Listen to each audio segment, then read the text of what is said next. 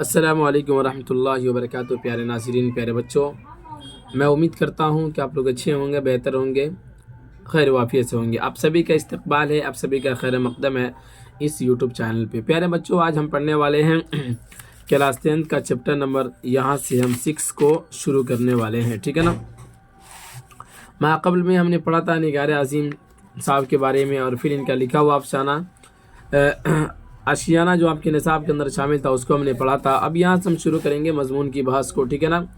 تو مضمون کی بحث میں آج کے سبق میں ہم پڑھنے والے مضمون کو پڑھیں گے، پھر اس کے بعد عالمی حدت یعنی گلوبل وارمنگ کو پڑھیں گے، ٹھیک ہے نا۔ تو چلیے شروع کرتے ہیں۔ شروع کرنے سے پہلے آپ سے ایک چھوٹا سا درخواست ہے کہ آپ شروع سے آخر تک ویڈیو میں بنے رہیے، ٹھیک ہے نا۔ تو اور جو بھی بچے کہ اس سال کلاس 10 میں ہے، آپ ان تک اس ویڈیو کو شیئر کر دیجئے، شیئر کرنا آپ کبھی نہ بھولیے، ٹھیک ہے نا۔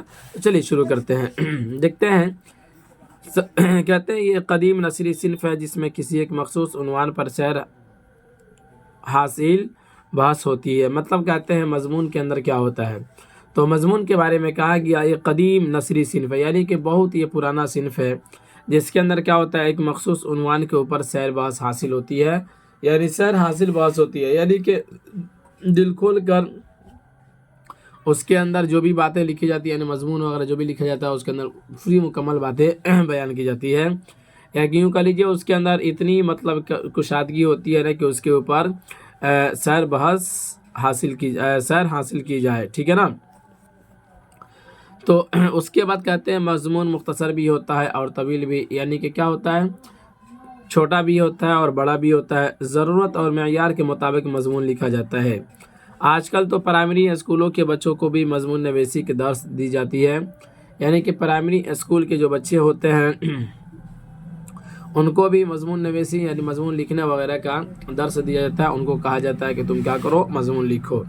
مضمون نگاری میں کافی وسعت اور تنوع ہے، مضامین مختلف نوعیت کے ہو سکتے ہیں، جیسے علمی مضامین، سائنسی مضامین، مذہبی، اخلاقی، اصلاحی اور سیاسی مضامین وغیرہ۔ مضمون نگاری میں کافی آزادی اور کشادگی ہے، ہم ایک جاندار اور معمولی چیزوں پر بھی مضمون لکھ سکتے ہیں، یعنی مضمون کے اندر اتنی آزادی اور کشادگی دی گئی ہے کہ اس کے اندر کیا ایک معمولی چیزوں کے اوپر بھی ہم کیا کر سکتے ہیں، مضمون لکھ سکتے ہیں۔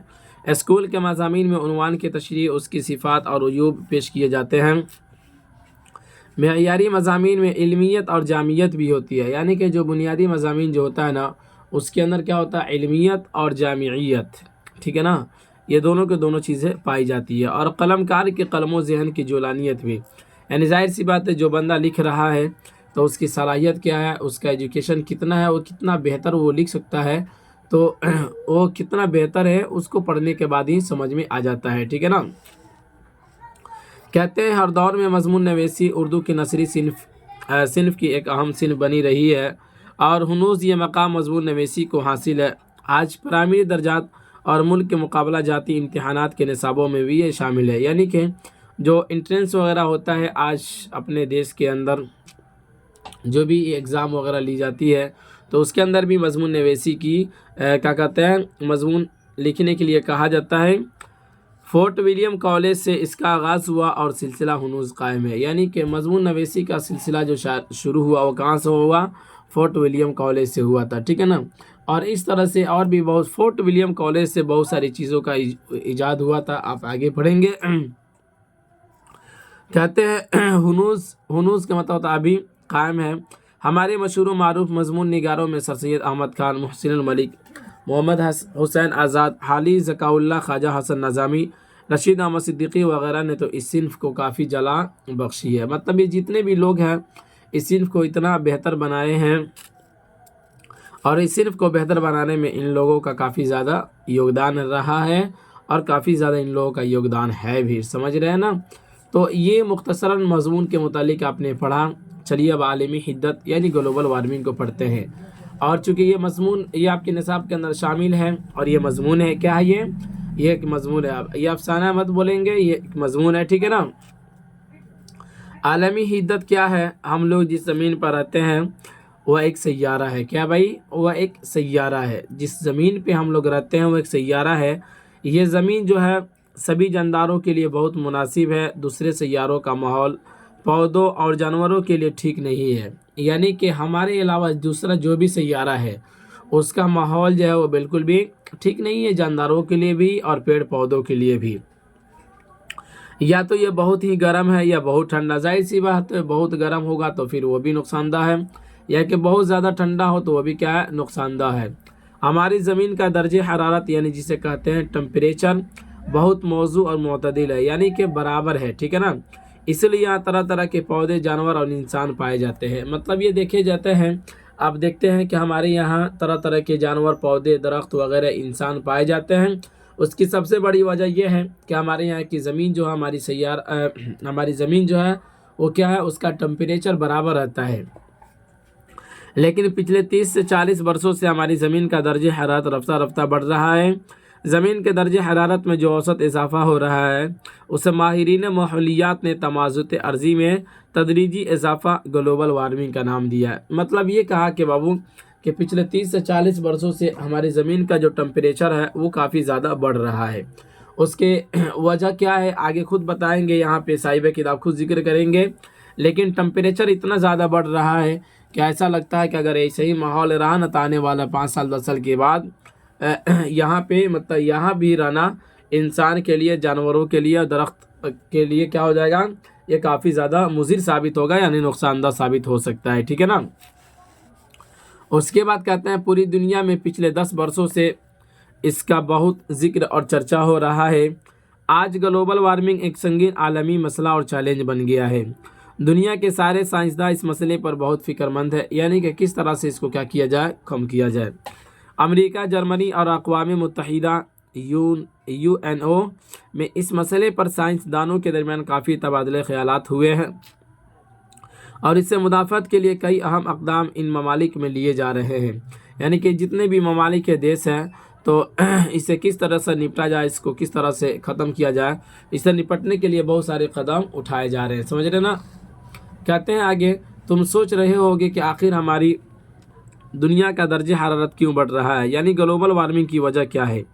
इसकी सबसे आम वजह खुद हम इंसानों की कुछ सरगर्मियाँ हैं, मतलब कुछ हमारी करतूत है, कुछ हमारी कमियाँ हैं, जिनको साइंस की ज़बान में ग्रीन हाउस गैसों के असरात कहते हैं। यानी कि कुछ हमारी सरगर्मियाँ हैं जो हमारी, कह लीजिए हमारी कमियाँ हैं, लेकिन उसको ग्रीन हाउस गैसों के असरात कहते हैं साइंसी ज़बान में, ठीक है ना। कुल कारखानों, मोटर गाड़ियों के इजाफे और जंगलों के बेतहाशा कटने से गैस ज़्यादा पैदा हो रही है।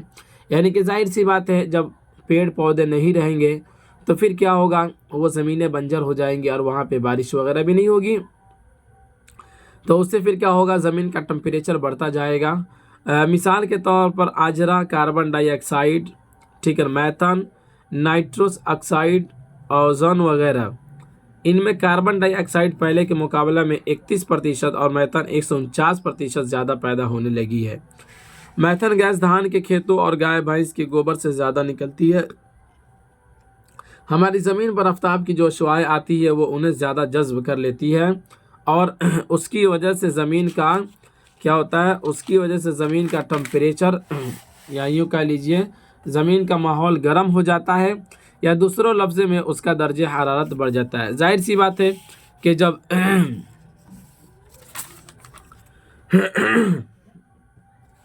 कहते हैं कि जो भी ज़मीन क्या कहते हैं,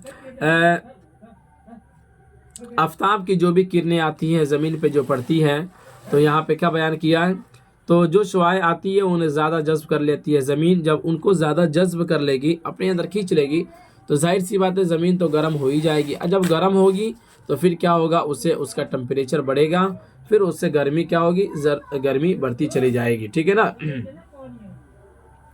साइंसदानों का ख्याल है कि हमारी ज़मीन का दर्जे हरारत पिछले 100 वर्षों में तकरीबन 0.75 % बढ़ गया है।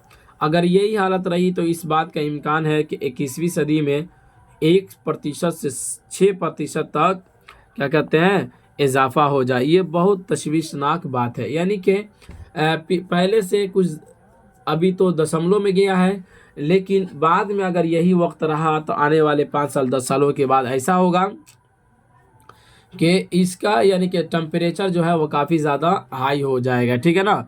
جو کافی زیادہ خطرناک ہوگا، سب کے لیے خطرناک ثابت ہوگا۔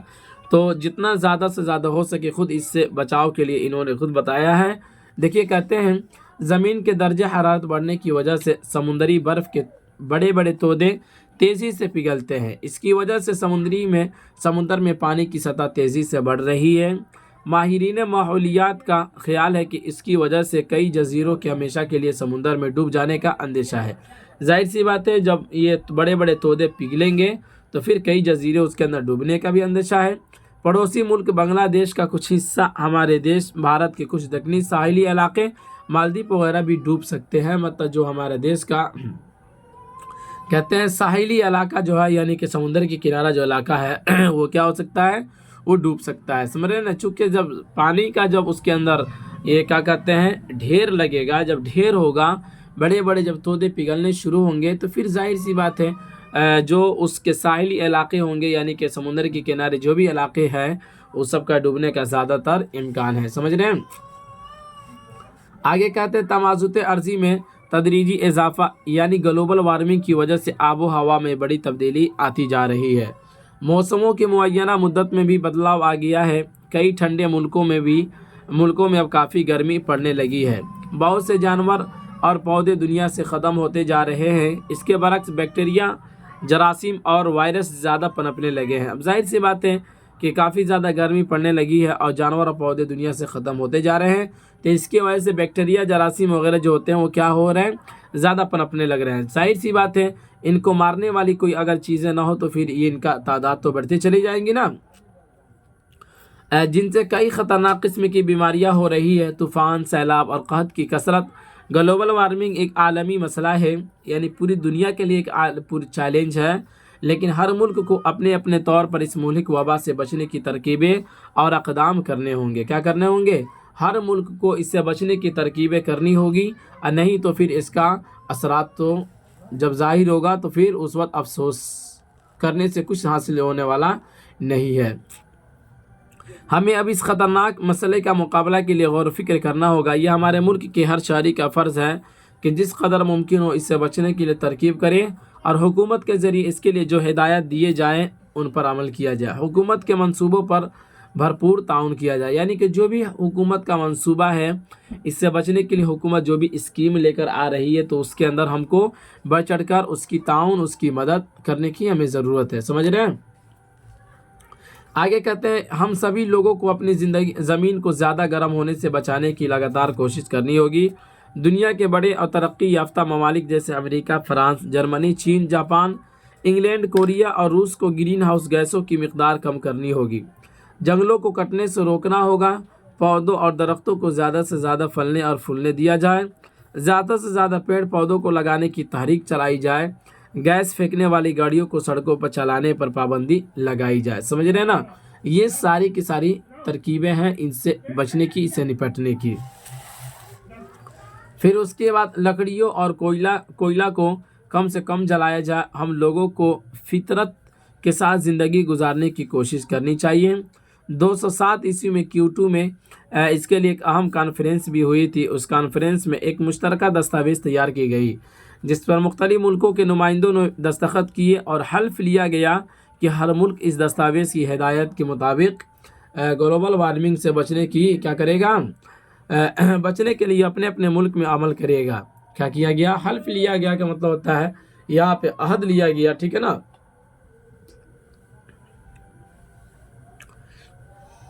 اس تمازت کو کم کرنے کے لیے بہت سارے ملکوں میں کوششیں جاری ہیں۔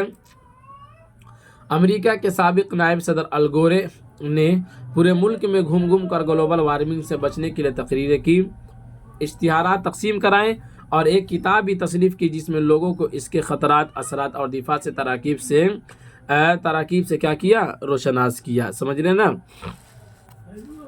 اس کے بعد کہتے ہیں 27 دسمبر سے 31 دسمبر 2008 عیسوی تک 5 دنوں کا بالو گیان کانگریس کانگریس ناگالینڈ کے شہر دیما پور میں منعقد کیا گیا۔ ایک کالیجے کانفرنس ایک منعقد کی گئی، ایک بیٹھک رکھا گیا تھا جس میں مہمان خصوصی کے طور پر سابق صدر ہند اور عالمی گیر شہرت یافتہ سائنسداں جناب اے پی جے عبد الکلام تھے۔ اس 5 روزہ کانگریس کے 2 ہی موضوعات تھے، پولوشن اور گلوبل وارمنگ۔ کانگریس میں ملک کے 33 صوبوں اور مرکزی حکومت کے مخصوص خطوں سے چن کر 556 طلباء و طالبات کو شرکت کرنے کا موقع دیا گیا تھا، یعنی کہ اسٹوڈنٹ کو بھی وہاں پہ بلایا گیا تھا۔